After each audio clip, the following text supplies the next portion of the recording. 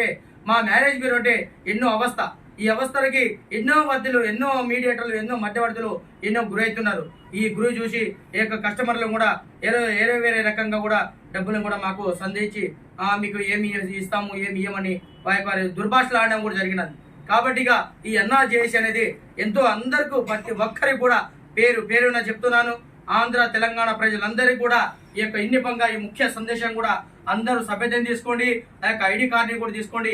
ఏ సంస్థలో ఉన్నా, ఏ ప్రాంత ప్రజలే ఉన్నా, ఏ జిల్లాల వారు ఉన్నా, ఏ భాష ఏ ప్రాంతంలో ఉన్నా కూడా అందరూ ఏకదాటిగా ఉన్నాము. అన్న జిల్లాలో అన్న దమ్ములమై అన్ని కలిసి ఉంటేనే కలుసుకోమన్న రాయాల పెద్దలు. కాబట్టి ఈ ఎన్ఆర్జేఎస్ అంటే ఎన్నో అభివృద్ధమైన ఎన్నో కండిషన్లు వచ్చినా మరి ఒరుకుదూలు వచ్చినా కూడా అందరూ ఏకదాటిగా భావించి మరి ఈరోజు 3వ తారీఖు మరి 3వ తారీఖు 18వ తారీఖు 3వ నెల 2020లోకి ఈరోజు ప్రారంభోత్సవం కూడా జరిగినది. మరియు ఈ యొక్క కాలానికి 25 సంవత్సరాలుగా నిండు నూరేళ్లు ఆయన ఆరోగ్యంగా ఎలుగుతూ ఆ ప్రజలకు ఈ ఎన్ఆర్జేఎస్ అంటే ఒక ఐక్యమత్యంగా వరదీలాలి. కాబట్టి ప్రాంత ప్రజలకి ఏమైనా కష్ట నష్టాలు వచ్చినా కూడా అందరికీ ఈ కమిటీని కూడా ఈ సందేశాన్ని కూడా ఇచ్చి మరి వారికి ఉన్న ముఖ్య ఎవరైనా ఈ రకంగా ఈ కస్టమర్ ఏమైనా మోసం చేయడం కూడా జరిగితే ఈ ఎన్ఆర్జేఎస్కి మీరు ఫిర్యాదు దర్జాగా మీరు ఫిర్యాదు చేయొచ్చు. మరి వారికి కూడా ఈ హర్షవర్ధన్ రెడ్డి గారు, సుబ్బారెడ్డి అన్న గారు, అంజిరెడ్డి అన్న గారు, మరి మీకున్న మీ హనుమంతు నాయక్ గారు కూడా అండదండలై ఏకదాటికి ఉండి మీ యొక్క సమశిక్షంగా న్యాయంగా మీకు పోరాడతాం. మీ అండదండలై మీరు ప్రజల సేవ కొరకే మేము ఉంటాము.